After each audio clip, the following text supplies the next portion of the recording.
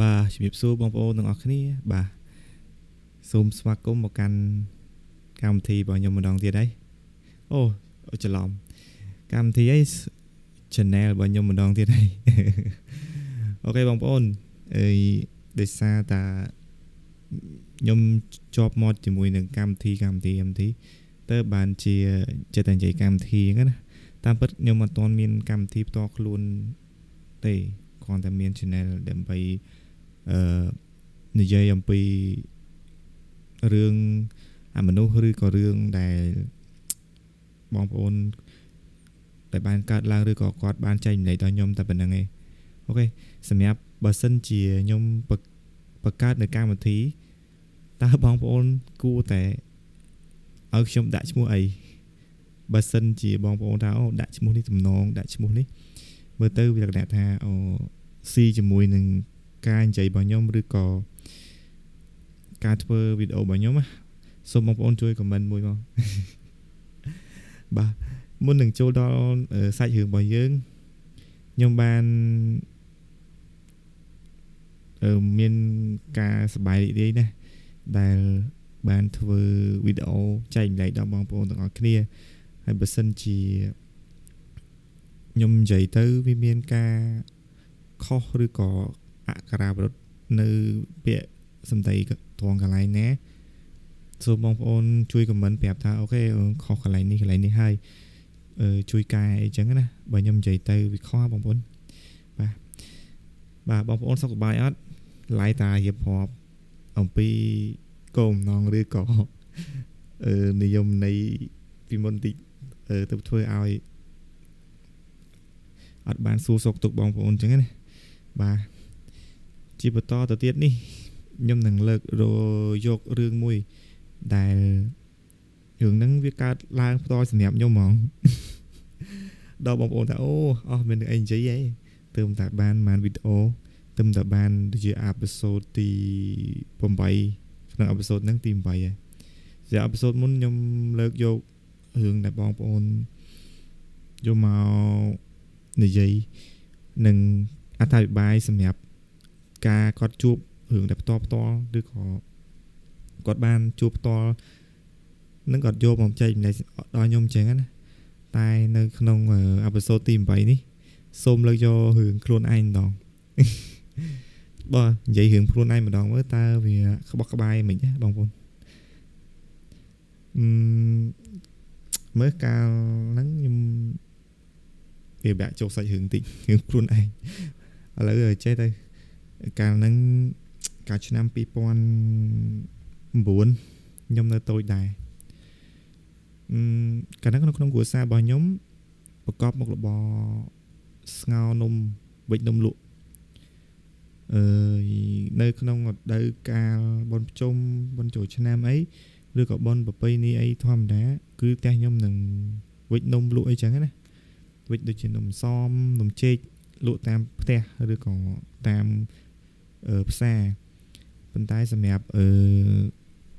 នៅថ្ងៃមួយហ្នឹងដូចជាខែប្រជុំនៅកំឡុងពេលខែ9ខែ10ហ្នឹងផ្ទះខ្ញុំរៀបចំវិចនំលក់ធម្មតាប៉ុន្តែយើងលក់នឹងអត់យើងលក់តាមផ្ទះដើរលក់តាមផ្ទះអញ្ចឹងណាសម្រាប់ថ្ងៃមួយហ្នឹងខ្ញុំបានទៅលក់នំជាមួយនឹងលោកយាយខ្ញុំ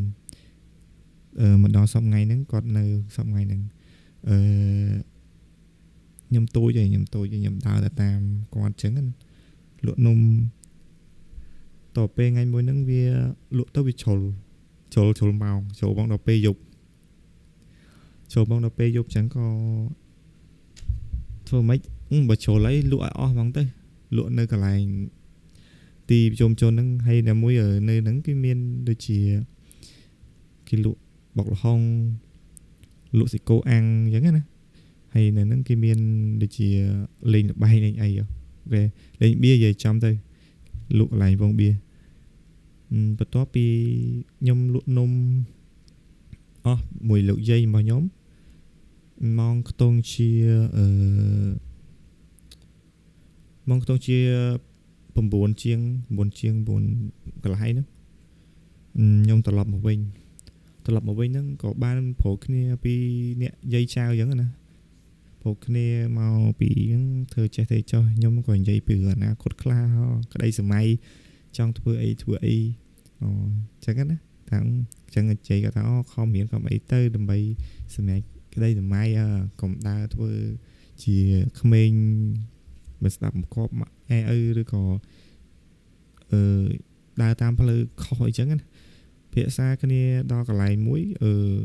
ខ្ញុំខ្លាចពីទូខ្ញុំខ្លាចមែនតើទោះបីបន្តឥឡូវក៏ខ្ញុំនៅតែខ្លាចដែរគ្រាន់ថាយើងពីកាត់បន្ថយយើងវាយល់ដឹងច្រើនអំពីការភ័យខ្លាចរបស់អមនុស្សថាអមនុស្សវាជាអីចឹងណាសម្រាប់នឹងដើរមកដល់នៅភូមិហ្នឹងចាស់គេទុកចោលបើនិយាយពីចម្ងាយពីកន្លែងលក់ហ្នឹងមកដល់ផ្ទះខ្ញុំប្រហែលចូលចិត្តជា7គីឡូខ្ទង់7គីឡូខ្ញុំដើរកាត់ផ្លូវឆ្លងផ្លូវលំមួយហើយចូលមកដល់ភូមិចាស់ហ្នឹងហើយភូមិចាស់ហ្នឹងភូមិធំមែនតើ 4-5 ភូមិនៅនឹងអញ្ចឹងប៉ុន្តែអត់មានមនុស្សនៅទេនៅក្នុងភូមិនោះដូចជាមានផ្ទះតែមួយប៉ុន្តែនៅអមសងខាងផ្លូវហ្នឹងគឺមានចេតិយសងខាងផ្លូវហ្មងហើយនៅមុខចេតិយមានតពាំងទឹកអមសងខាងគឺផ្លូវទូចផ្លូវដូចជាផ្លូវជិះកង់ម៉ូតូបានទេប៉ុន្តែបើទៅជិះទេសឬក៏ជិះឡានអីវាជិះអត់កើតទេដោយសារតែវាទូចពេកហើយលបងអមសងខាងស្រាប់តែមកដល់ចូលក្នុងភូមិហ្នឹងចឹងបងប្អូនថាមិនបានអត់ដើរអត់ផ្លូវអត់វែងអញ្ចឹងណាបើសិនជាយើងវែងទៅវាចូលនឹងខ្សែហើយនឹងខ្សែវាខែប្រជុំខែភ្លៀងខែ7ខែ8ខែ9ហ្នឹងវាគេធ្វើសៅអស់ហើយបើយើងដើរទៅវាលើភ្លឺវាបាក់ដើរជាងអញ្ចឹងបានសម្រាប់ចិត្តថាអូដើរកាត់ភូមិហ្នឹងតែម្ដងទៅបន្ទាប់ពីដើរកាត់ភូមិហ្នឹងមកដល់ពាក់កណ្ដាលភូមិរឿងដែលនឹកស្មានមិនដល់ដូចជាខ្ញុំពងខ្លាចចឹងហ្មងស្រាប់តែមានមនុស្សងូតទឹកនៅមុខហ្នឹងកន្លែងមុខចេះដីហ្នឹងហើយយើងមានដឹងអីស្មានថាងូតទឹកមែនតែនចឹងណាស្រាប់តែយើងអត់ដឹងហើយក៏សួរយាយថាស្មានហ្នឹងឯណាគេហ៊ានងូតទឹកចឹងណាអត់មានខ្លាចអីឬក៏អីចឹងតើតែយាយគាត់អត់លឺមកទេតែពិតគាត់ដឹងថានៅនឹងមានខ្មោចដែលលងយ៉ាងណាអាសកម្មភាពដែលគេកំពុងងូតទឹកហ្នឹងគឺខ្មោចកំពុងតែលងយើងប៉ុន្តែខ្ញុំអត់ដឹងដល់ពេលយើងដើរហួសមកយើងអត់ចាប់អារម្មណ៍ដែរយើងអត់ដឹងយើងដើរមកដល់ពេលហួសភូមិហ្នឹងមកដល់វត្តធម្មតានៅវត្តនៅស្រុកហ្នឹងអត់ទាន់មានលបងអីដូចជានៅលបងវត្តនៅស្រុកផ្សារអីទេមានតែចេតិយមានតែសាលារៀននៅក្នុងវត្តហ្នឹងអញ្ចឹងក៏ដើរចូលកាត់វត្តហ្នឹងទៀតដើរកាត់វត្តហ្នឹងក៏អត់មានរឿងអីទេយើងអត់ដឹងថាវាមានរឿងអីកើតឡើងស្រាប់យើងក្មេងយើងចេះតែដើរមុខគាត់អញ្ចឹងដើរចេះប្រូគ្នាលេងអញ្ចឹងទៅប៉ុន្តែគ្រប់សកម្មភាពដែលយាយគាត់ឃើញឬក៏បានធ្វើបន្លាចដល់ខ្ញុំអត់ឃើញទេហើយខ្ញុំត្រឡប់ទៅនិយាយរឿងនៅក្នុងភូមិនឹងមិញនៅក្នុងភូមិថាមានចេតិយ2នឹងមានគេហៅដងទឹកនៅមុខហ្នឹងមានតពាំងនៅមុខចេតិយហ្នឹងកន្លែងហ្នឹងគឺជាកន្លែងដែលលក្ខណៈថាស្ដាច់លងតែម្ដងបើបងប្អូនបានដើរកាត់ហ្នឹងខ្ញុំនិយាយមែនលងហ្មងពឺសបល់ខ្ញាក់ហ្មងទី1ភូមិចាស់សបោទៅដោយដើមដូងដើមឈើធំដើមស្វាយដើមអីចឹងណាហើយក៏យើងសម័យមើលវាភ័យមើលទៅភ័យយ៉ាងដូចស្ដុកដែរតែយាយមែនបងប្អូនខ្ញុំដើរកាត់ភូមិហ្នឹងខ្ញុំមិនដឹងមែនប៉ុន្តែយាយខ្ញុំក៏ដឹងចឹងតទៅពេលខ្ញុំដើរកាត់ហើយដល់ពេលខ្ញុំចិត្តដល់ផ្ទះទៅគាត់និយាយប្រាប់ថាអូនណាឡើងចិត្តដីមិញហ្នឹងខ្មោចលងណាចៅខ្មោចលងណាដល់ពេលគាត់លឺចឹង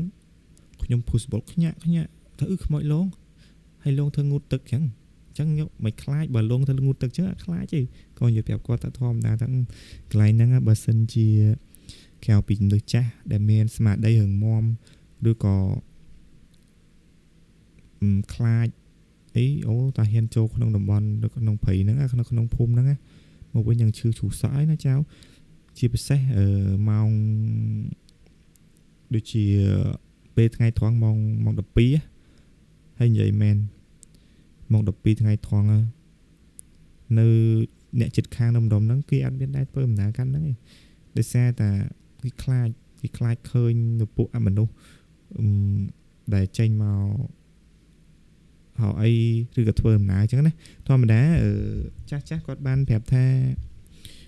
នៅម៉ោង12ថ្ងៃត្រង់ហ្នឹងគឺជាពេលវេលាដែលខ្មោចដែរហើយវាមានអត្តពលសម្រាប់ម៉ោង12ហ្នឹងអញ្ចឹងណាអញ្ចឹងបានការធ្វើដំណើរទៅណាចិត្តឆ្ងាយឬក៏អីគេអត់ឲ្យយើងចេញដំណើរម៉ោង12ទេសុខចិត្តម៉ោង1ម៉ោងអីចឹងទៅហ្នឹងពេលវេលាល្អសម្រាប់យើងធ្វើដំណើរឬក៏យើងចេញដើរអញ្ចឹងណាអូខេយើងកាត់មកកាន់មួយរឿងដែលតរបស់ខ្ញុំទៀតគាត់ថាចាស់នៅនឹងអ្នករស់ដែលរស់នៅក្នុងចិត្តតំបន់ចិត្តភូមិហ្នឹងណាគាត់ថាអត់ហ៊ានដើរទៅឬក៏ខែអីអត់ហ៊ានទេហើយខ្ញុំទៅសើបងប្អូនដែលចតជិះកង់ជិះម៉ូតូកាត់នឹងមកបោះបាយបិណ្ឌនៅក្នុងវត្តដឹងគាត់មានអារម្មណ៍មិនអីពួកអីកាលហ្នឹងភាគច្រើនគេឡើងមកម៉ោងងាយភ្លឺដូចជាម៉ោង3ម៉ោង4នេះហ្នឹងគេរៀបចំគេមកឲ្យមកវត្តហើយផ្ទះចិត្តវត្តភូមិចិត្តវត្តហើយភូមិទុកចោលទៀតគាត់ណាសាកសម័យមើលហើយនៅក្នុងវត្តគឺស្បោទៅឲ្យចិត្តដីហើយនឹងកន្លែងបូជាខ្មោចស្ដាប់ឲ្យតន់កន្លែងបូជាខ្មោចខ្ញុំនិយាយមកដល់រឿងមកដល់កន្លែងវត្តនឹងម្ដងខ្ញុំដើរកាត់វត្តហ្នឹងនៅវត្តតែមុខវិហារវាតែតែមានស្រះទឹកហើយកន្លែងស្រះទឹកហ្នឹង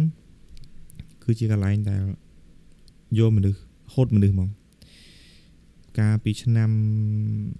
មុននឹងប្រហែលជា1ឆ្នាំមុនខ្ញុំកាត់ហេតុហ្នឹងនៅក្នុងស្រះទឹកហ្នឹងគឺមានពូម្នាក់គាត់ដើរដូចជាគាត់ស្វឹងរត់អីចឹងពេលយប់គាត់វើវាយដើរទៅតាមគេហ្នឹងគេហៅចុះទឹកតែម្ដង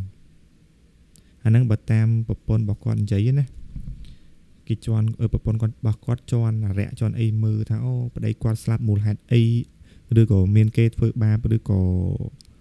គេចង់អាឃាតអីឬក៏គេប៉ុនប៉ងអីសម្រាប់អាហ្នឹងគេមើលចឹងណាប៉ុន្តែប្រពន្ធគាត់ថា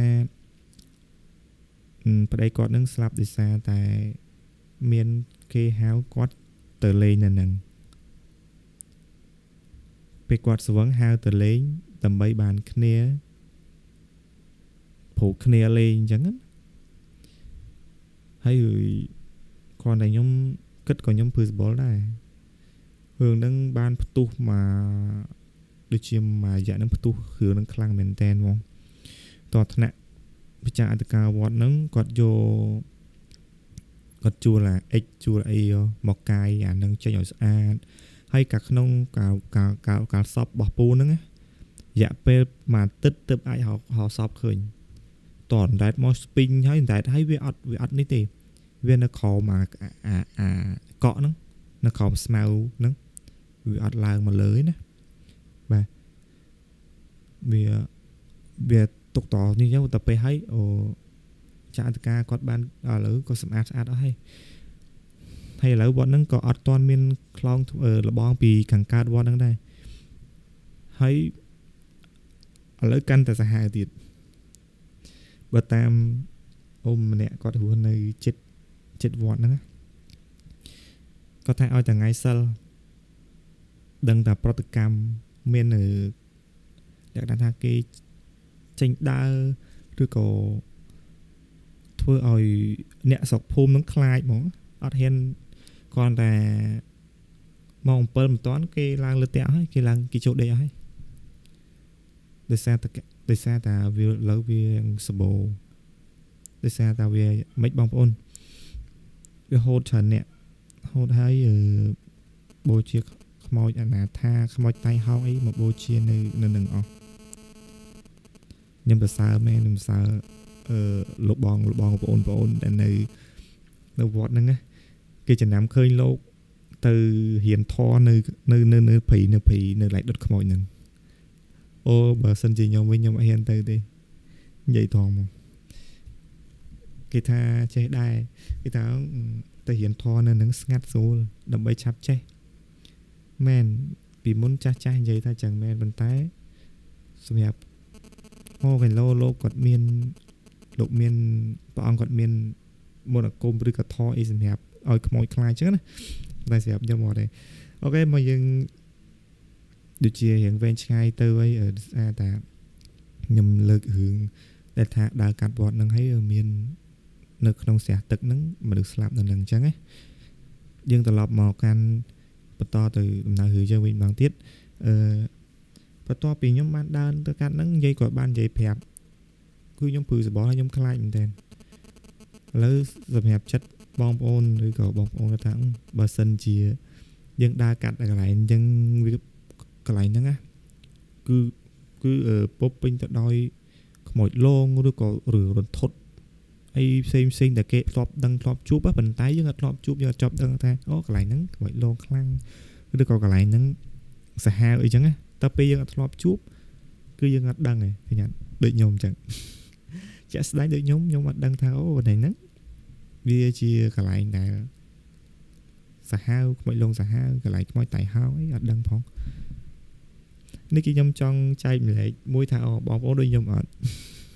សម្រាប់ខ្ញុំបើអត់ដឹងអត់ខ្លាចទេអញ្ចឹងបើគេថាតែគេលក់បាត់ខ្លាចបងប្អូន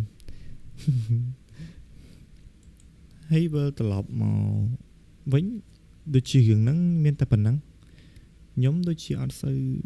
និយាយទៅវាមិនអួតអីទេគាត់ថាយើងក៏យកអត់មានកញ្ចៅណាខ្មោចលងអីចឹងណាសម្រាប់ខ្ញុំទៅតែកើតរឿងហ្នឹងលើកទី1ឯង